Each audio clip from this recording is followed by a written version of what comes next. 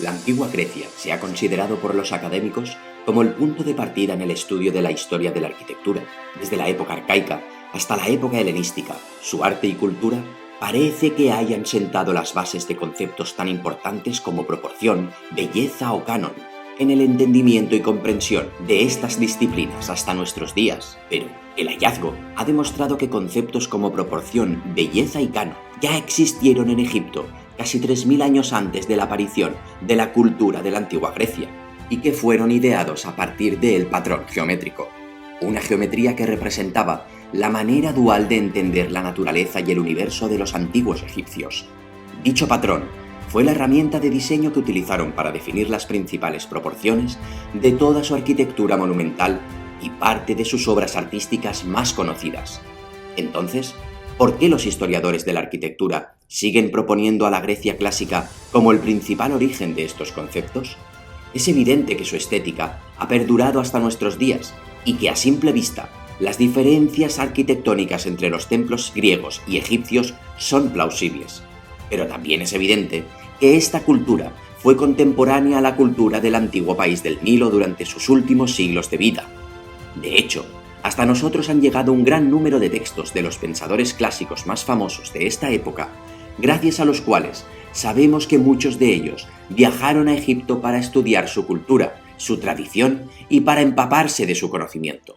Es decir, algunos de los pensadores clásicos más importantes viajaron a Egipto durante sus vidas para sumergirse en su conocimiento, y ahora sabemos que el patrón geométrico formó parte esencial de dicho conocimiento, por lo que inevitablemente estos sabios se trajeron consigo una tradición que, como pasó en el antiguo Egipto, formaría parte de casi toda su expresión intelectual, en este caso de su arquitectura. Si esto realmente fue así, si realmente el patrón geométrico trascendió las fronteras de Egipto y a su propia cultura, solo habrá una manera de averiguarlo: estudiando la geometría de la arquitectura de estas otras culturas, la primera de las cuales será la antigua Grecia.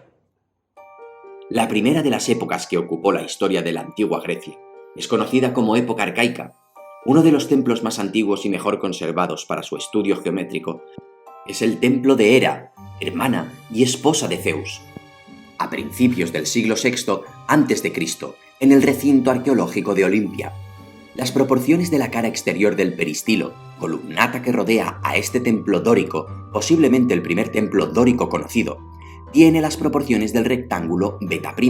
En cambio, el espacio interior que describe el naos responde a las proporciones del rectángulo alfa', las cuales ya fueron utilizadas más de 1000 años antes por el faraón Senuser III en su tumba subterránea de Abidos. Finalmente, la estructura formada por el naos, pronaos y opistodomos parece estar acotada por un rectángulo 1×4, que puede entenderse como la mitad longitudinal del rectángulo 1×2. A caballo entre la época arcaica y la época clásica, en Delfos, se dedicó un templo al dios Apolo, protector de la ciudad e hijo de Zeus. El templo, que ha sobrevivido hasta nuestros días, fue construido a principios del siglo IV a.C., pero fue levantado a partir de los restos de un anterior templo fechado entre los siglos VII y VI a.C. En este caso, los arquitectos eligieron el rectángulo beta' para proporcionar el espacio interior del naos, proporciones que volvieron a utilizar para la cara exterior del peristilo, como en el templo de Hera en Olimpia, y utilizaron también el rectángulo alfa', aunque esta vez para delimitar las proporciones principales de la estructura que alberga el naos y el pronaos. Esta misma solución fue utilizada décadas antes, aproximadamente a finales del siglo VI a.C., por los diseñadores encargados de construir otro templo dedicado a la diosa Hera en Paestum, en la orilla occidental de la península itálica, por colonos griegos, siglos antes del inicio del antiguo Imperio Romano. Es realmente fascinante comprobar cómo estos arquitectos utilizaron el rectángulo alfa' para proporcionar la estructura interior del templo y el rectángulo 1×2 para la columnata que lo rodeó. Casi un siglo después, en Basas y en plena época clásica, ya en Grecia de nuevo, los antiguos arquitectos griegos volvieron a utilizar estas proporciones para definir la misma estructura del templo de esta región dedicado también a Apolo, y volvieron a utilizar de nuevo el rectángulo beta' para definir la cara exterior de la columnata que rodeaba al templo y el espacio interior que definía el naos. Pero sin duda, el templo más famoso de la antigua Grecia es el Partenón. Ubicado en la Acrópolis de Atenas, fue dedicado a la protectora de la ciudad, Atenea. Fue construido a principios de la segunda mitad del siglo V a.C. y muy pocos saben que Pericles y todo su equipo de arquitectos definieron dos proyectos previos al definitivo Partenón. La arquitectura que hoy contemplamos es excepcional por diversas razones dentro de la tipología de los templos de la antigua Grecia, ya que dispone de una combinación única de pronaos, opistodomo y próstilos. Aún así, si profundizamos en el estudio de su geometría, vemos cómo las principales proporciones del templo responden una vez más al patrón geométrico. El rectángulo beta' es el utilizado para el espacio interior que definen el pronaos y opistodomo. Esto no se puede otorgar a la casualidad, ya que la columnata que alberga el altar que ubicaba la gran estatua de Atenea también tiene las mismas proporciones. Además, la sala que ubica esta columnata parece estar definida, en su totalidad, por el rectángulo alfa, y finalmente es complementada por el rectángulo beta, que define las principales proporciones del pronaos. La arquitectura del Partenón no solo es excepcional en planta, sino también en alzado. Es el único templo griego con 8 columnas en sus alzados frontales. Mucho se ha especulado acerca de la geometría de los templos griegos en alzado, así que no podemos dejar de estudiar qué papel tuvo el patrón geométrico en su diseño.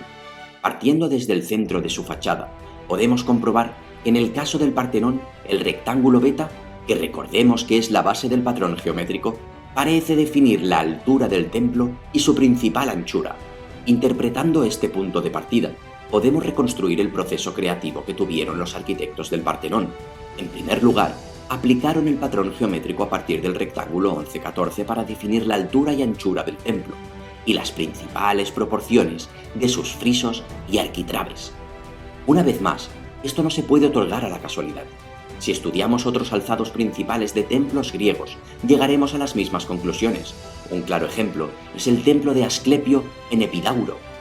Es realmente interesante poder comprobar que el proceso creativo es el mismo, y en este caso, el punto de partida es el rectángulo alfa del patrón geométrico, para definir del mismo modo la arquitectura de la fachada principal del edificio. Este templo tenía unas dimensiones considerablemente menores a los templos expuestos hasta el momento. Otro ejemplo de este tipo de templos de menor tamaño es el conocido templo también de Apolo, pero esta vez en Rodas. Construido en pleno periodo helenístico, a finales del siglo III a.C., fue diseñado en su totalidad a partir del patrón geométrico. La estructura interior del templo fue definida a partir del rectángulo beta' y la planta principal a partir del rectángulo 1×2. Esta manera de diseñar este tipo de templos la podemos encontrar en templos contemporáneos al de Apolo en Rodas, como por ejemplo en el templo de Afrodita, ubicado también en Rodas, y el templo de Atenea en Ialisos. Ambos templos utilizaron también el rectángulo 1×2 para definir la arquitectura principal del templo en planta, aunque esta vez definiendo la cara interior de la columnata, y usaron los rectángulos beta y 2×3 respectivamente para diseñar los espacios interiores de sus naos. Además de los templos, en la arquitectura religiosa de la antigua Grecia se construyeron distintos altares a lo largo de todo su territorio. Uno de los más imponentes e importantes fue el dedicado al dios Zeus, en Pérgamo, y su arquitectura, una vez más, no nos deja indiferentes, ya que las principales proporciones del altar responden exactamente al rectángulo alfa. En un momento, juntos hemos repasado la geometría de la arquitectura de 10 templos griegos, de distintos tamaños y funciones, y parece evidente que el patrón geométrico fue utilizado para definir sus principales proporciones. Sabemos ahora que el origen geométrico intelectual del patrón utilizado desde tiempos faraónicos en Egipto surge en la idea e intención de igualar los perímetros de un círculo y un cuadrado. Con el cuadrado se quiso evocar la esfera física y terrenal, y con el círculo se quiso hacer referencia a esa esfera trascendente de nuestra existencia. Esta manera dual de entender el mundo y el universo que lo rodeaba encajaba en corrientes filosóficas iniciadas por pensadores tan importantes como Platón, durante la utilización del patrón geométrico en la arquitectura de la antigua Grecia. Además, mucho se ha especulado sobre la deliberada intencionalidad en el uso de números irracionales como pi y phi en los diseños de la arquitectura de la antigua Grecia. aunque nunca se ha encontrado ninguna fuente que especifique concretamente el uso de estos números en sus diseños, por lo que el uso del patrón geométrico en los diseños arquitectónicos griegos es el motivo por el cual aparecen una vez más aproximaciones tan notables a estos números en dichos diseños. Parece evidente que los rectángulos alfa y beta fueron utilizados para definir las principales proporciones de los templos de la antigua Grecia.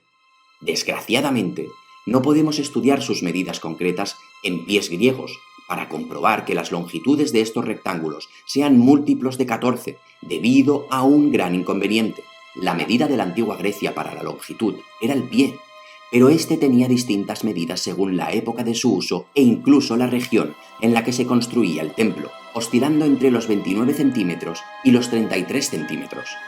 Y desafortunadamente no se conserva ninguna fuente fiable de qué pie exactamente se utilizó en cada uno de los templos.